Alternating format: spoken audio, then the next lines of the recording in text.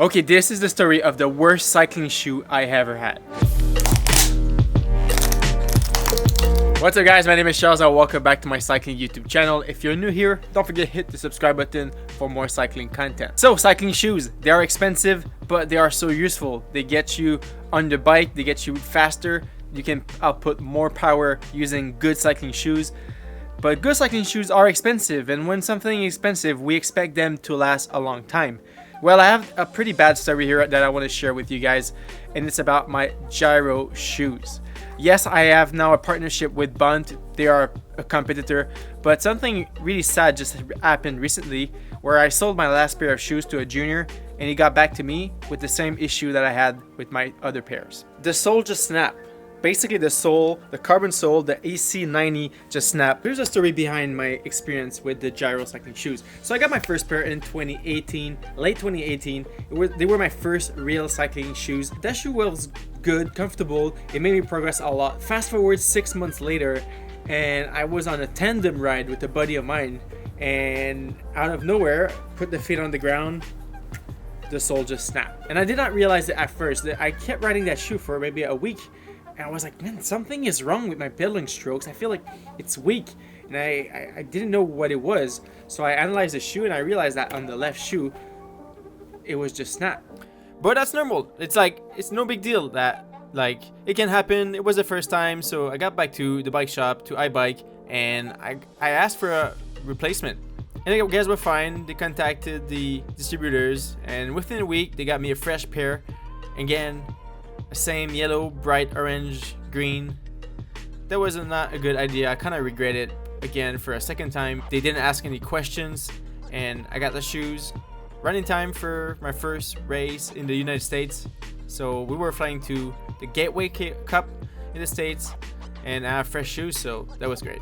So stage 1 went great, stage 2 went great, stage 3 went not so great. At the end of the race, there was this bunch sprint and there was a crash in that last corner before I had to step down the bike, foot on the ground, snap the shoe again.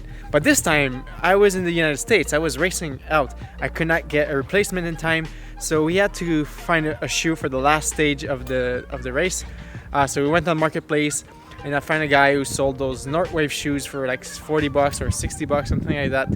And I got shoes for the last race. That was the second pair snap.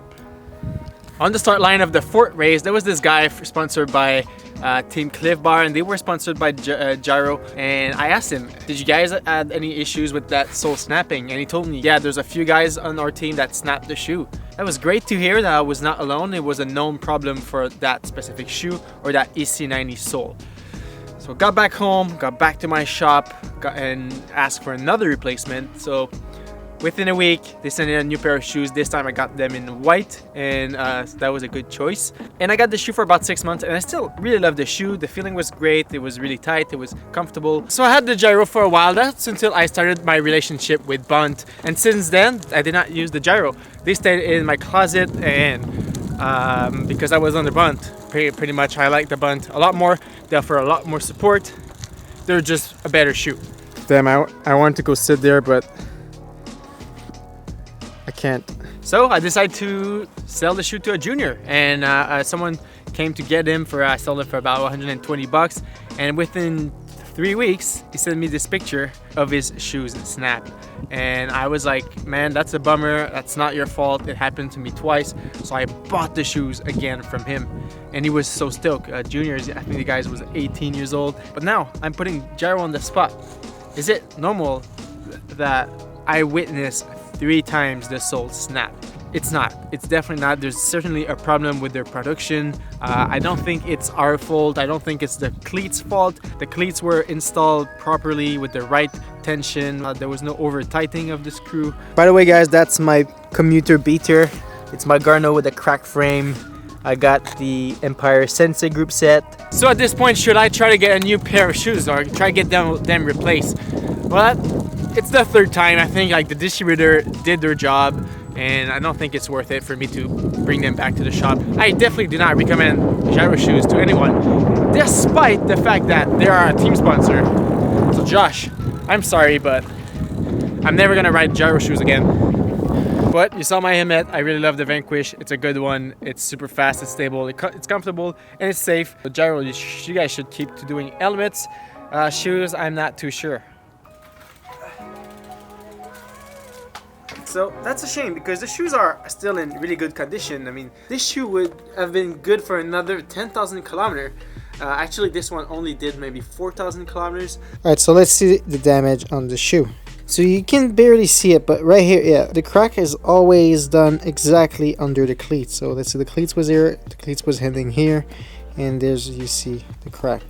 And I want to try to break it even more here. Let's see if we can try to. And carbons like that, it cannot really be repaired. All right, let's see if we can break it even more. So I'm gonna use this thing where the cleats will hold it up straight at the crack. So what I want to see here is how much pressure does it need to break it. Man, easy. I can easily break it.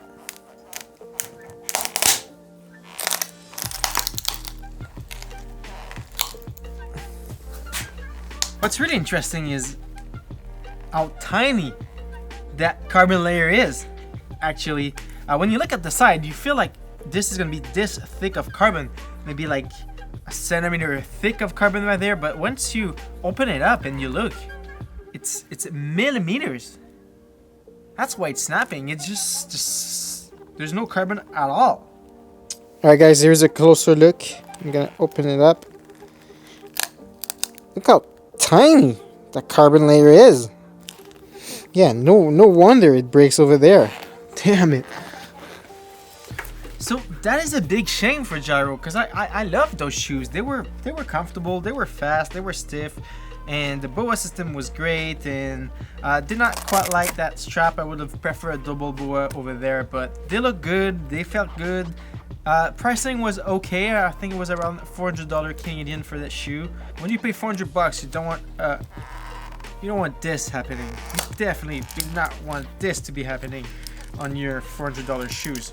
So this is from my experience with the Giro Factor Techlace. As you can tell, I do not recommend these shoes, especially the Easton EC90 SLX sole. It might get better over time. They might gonna fix the issue, but for now, I will not ride these shoes at all. I will stick to BONT. I love my BONTs, and there's gonna be a link in the description for you guys. If you enjoyed this video, please don't forget to leave a thumbs up, subscribe if you aren't already. I have a lot more cycling content coming in the next few weeks that you don't want to miss out. My name is Charles, and I will see you guys on the road or into the next video. Peace.